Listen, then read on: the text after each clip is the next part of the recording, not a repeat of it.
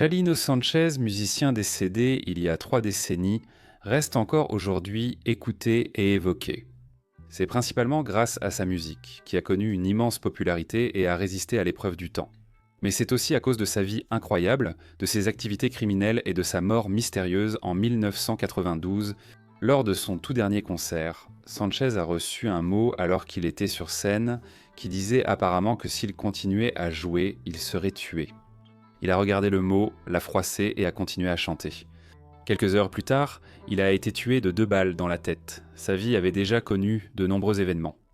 De nombreux fans, ennemis et une grande musique sont nés en chemin. Il nous a laissé un héritage remarquable. Voici l'histoire de Chalino Sanchez. Chalino Sanchez, dont le nom complet elle était Rosalino Sanchez Félix, est né le 30 août 1960 au Ranch Las Flecas, situé à environ 30 km à l'est de Culiacán, dans le nord-ouest du Mexique. Son enfance fut difficile. Il était le plus jeune de 7 enfants, et bien que sa mère et son père aient été des gens travailleurs, ils étaient tout de même assez pauvres. Et lorsque Chalino n'avait que 6 ans, son père est décédé, laissant sa famille dans une situation encore plus difficile. C'était dramatique, pour le moins. Il est difficile de dire exactement quand Cholino a commencé à commettre des crimes pour gagner de l'argent. Mais sa sœur, Juana Sanchez, l'a décrit comme étant espiègle dès son plus jeune âge. Il est probable que sa vie criminelle ait commencé tôt. Juana joue aussi un rôle clé dans l'histoire, mais différemment, ayant été agressée par Chapo Pérez au milieu des années 70. Il est difficile de trouver des détails précis sur ce crime ou Chapo Pérez, mais d'après les rares informations recueillies, c'est sûrement mieux ainsi. Quoi qu'il en soit, Pérez était un homme dangereux et plutôt terrible. Mais étant donné le pouvoir qu'il avait dans la région, il pensait probablement qu'il s'en était sorti sans problème après le crime odieux qu'il avait commis.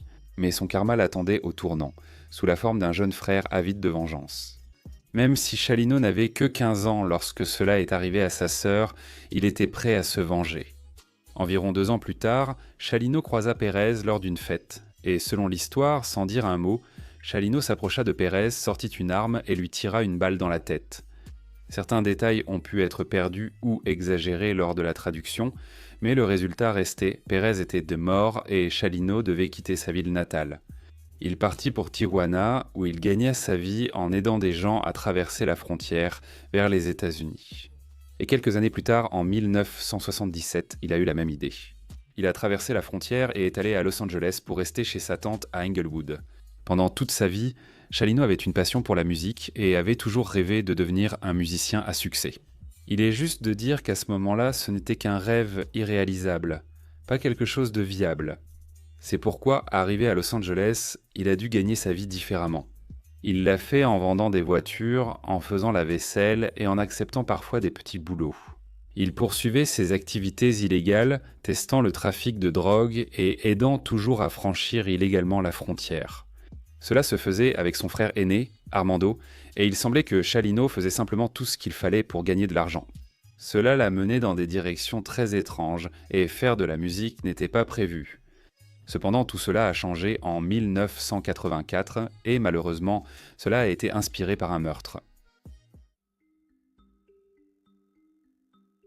En 1984, Chalino a épousé sa petite amie, déjà enceinte de leur premier enfant. Et d'après les petits boulots et les activités illégales qu'il faisait, il gagnait probablement pas mal d'argent, en tout cas mieux que les difficultés financières que sa famille connaissait lorsqu'il était enfant. Cependant, avec ce genre d'activité, il y avait évidemment beaucoup de dangers, et c'est cette même année qu'une tragédie a frappé. Armando Sanchez, le frère aîné de Chalino et son proche collaborateur, a été tué dans une chambre de motel à Tijuana. Chalino l'a très mal pris et a fait quelque chose qui aurait pu sembler inhabituel à l'époque. Il a écrit une chanson, plus précisément un corrido, qui est un type de ballade narrative contenant généralement des paroles plus engagées socialement. Dans ce cas, elle servait d'hommage à Armando et célébrait sa vie. Bien que Chalino n'ait pas eu l'intention de sortir cette chanson à plus grande échelle, il l'a partagée avec différents amis et membres de sa famille, qui ont tous été très impressionnés. À l'époque, Chalino allait souvent en prison pour ses activités criminelles. Il a alors utilisé son temps à écrire des chansons pour d'autres détenus, inspirés par leurs histoires. Après sa sortie de prison, il a poursuivi en acceptant des commandes de personnes souhaitant rendre hommage à des proches disparus ou faire raconter leur histoire dans une chanson dédiée. Bien que cela paraisse un simple gagne-pain, Chalino écrivait des chansons au récit sérieux et à l'écriture soignée. Il perfectionnait son art sans vraiment s'en rendre compte, tandis que le bouche à oreille amplifiait la demande. Il était évident qu'un public existait pour une musique mexicaine authentique, racontant de vraies histoires, contrairement aux versions édulcorées et américanisées diffusées alors à la radio. Même si cela parlait de drogue et de violence, c'était un récit authentique que les gens voulaient entendre. La musique de Cholino a attiré l'attention d'Ange Parra, ingénieur du son avec un studio en Californie qui souhaitait collaborer avec lui. Ils ont créé une démo de 15 morceaux en 1989 et vendaient ses cassettes depuis le coffre de sa voiture. Chalino était un enregistreur prolifique et a rapidement commencé à créer de la musique à un rythme soutenu tout en distribuant son travail de manière indépendante. C'était une stratégie efficace. En 1992, il avait déjà une base de fans fidèles. Pourtant, cette base de fans allait bientôt grandir, mais pas pour la raison attendue.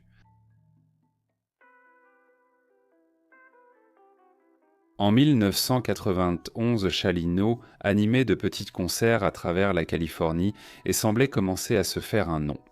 Sa carrière musicale prometteuse aurait pu signifier qu'il allait s'éloigner de la vie criminelle qu'il avait connue autrefois, et cela aurait pu être le cas. Mais au début de 1992, il s'est passé quelque chose sur lequel les médias allaient s'accrocher, et la perception du public autour de Chalino était sur le point de changer, pour le meilleur ou pour le pire. Le 25 janvier, Sanchez jouait à Coachella, Californie, au Las Arcos Night Club, devant 400 personnes.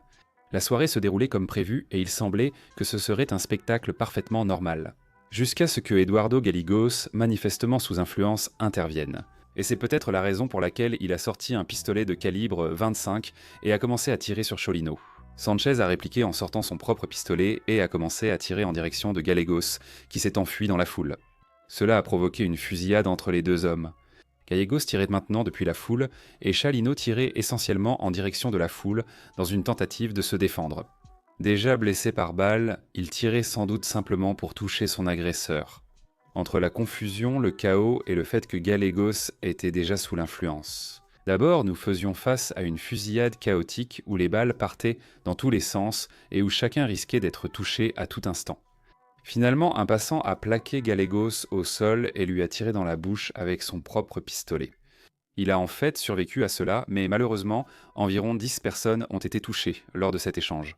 Claudio Rin Carazana, 20 ans, a été blessé à la jambe par balle et s'est vidé de son sang pendant que ses amis couraient à l'hôpital. C'était une situation folle qui a suscité beaucoup de couverture médiatique en raison de son caractère sensationnaliste. Le LA Times, Les Weekly, Associated Press News, Deseret, American Broadcasting Company et bien d'autres médias ont couvert cette histoire. Étonnamment, c'est cela qui a permis à Cholino Sanchez de passer à la radio, notamment avec sa chanson Nieve d'Enero, qui signifie « neige de janvier ». Chalino, grièvement blessé lors de la fusillade, a quitté l'hôpital et repris le travail. Bien qu'il soit désormais très populaire, on suppose que Chalino avait du mal à accepter la façon dont il avait trouvé le succès. Il était assez évident pour beaucoup de gens qu'il allait trouver ce succès d'une manière ou d'une autre. Il produisait une musique appréciée dans laquelle son public se retrouvait. Mais il avait été catapulté dans cette étrange célébrité à cause d'une nuit qu'il voulait probablement oublier. C'est difficile à dire car les rapports sont secondaires et ont peu de poids. Mais il serait logique que Chalino, n'appréciant pas cette nouvelle célébrité, réagisse ainsi compte tenu des circonstances. Quoi qu'il en soit, il était plus important que jamais, et son prochain concert à Los Angeles était plein à craquer. C'était une salle plus grande. Bien que prévu à 22h, les portes ont été fermées à 18h, car c'était complet très vite. Chalino était clairement une star, ce qui avait ses avantages. Il a signé avec Musart, la plus grande maison d'édition du Mexique, ce qui a rapporté à Chalino environ 10 000 $. Mais malheureusement, cela a aussi donné à la maison d'édition tous les droits sur toute la musique de Chalino, qui vaudrait finalement des millions. À l'époque, tout semblait jouer en faveur de Chalino, qui paraissait promis à un grand succès. Nous savons que cela s'est produit.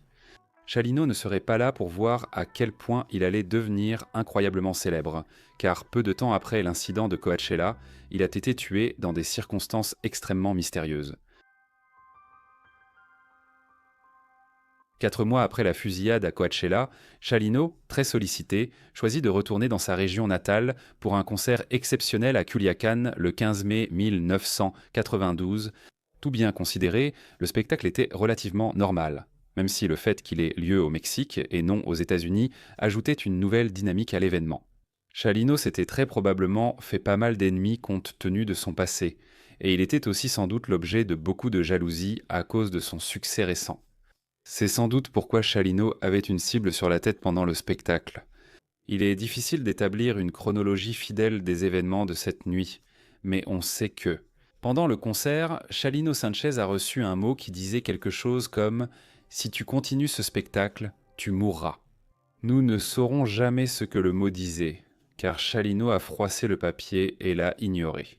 Des hommes armés avec des cartes d'identité policière prémusant et présumées ont intercepté Chalino et l'ont persuadé que le chef de la police voulait le voir. Il a été détenu dans l'un de leurs véhicules. La chronologie devient alors un peu floue. Après sa détention, Chalino a été bandé les yeux puis tué de 2 balles dans la tête. Quelques heures plus tard, il a été retrouvé mort sur place. Aucun suspect n'a été arrêté, ni aucun mobile établi par la police. Mais il est probable que cela soit lié au trafic de drogue mexicain dans lequel Cholino était impliqué. Peu importe la raison, le résultat resté, Chalino n'était plus là. Il avait seulement 31 ans. Il avait popularisé l'art de composer des corridos pour son entourage, et vu la vie folle qu'il avait menée, il n'y avait probablement personne de plus méritant que Chalino lui-même pour recevoir ce genre d'hommage. Chalino Sanchez est de loin l'artiste le plus populaire dont j'ai parlé, 3 décennies après sa disparition. Il a encore des millions d'auditeurs mensuels sur différentes plateformes de streaming, des millions et des millions de vues sur YouTube, et une base de fans très dévoués et fidèles qui écoutent et célèbrent sa musique au quotidien. C'est un homme immensément populaire, vraiment populaire, et c'est vraiment dommage qu'il soit mort si jeune et qu'il soit décédé dans des circonstances aussi intenses et mystérieuses. Il a composé de la musique dédiée à des personnes dont on ne parlait généralement pas, et il a écrit des paroles sur une vie que la plupart des gens ne pouvaient même pas comprendre. Avant l'arrivée de Cholino, son héritage est complexe, mais pour beaucoup de gens, Cholino Sanchez est l'un des plus grands artistes de l'histoire du Mexique.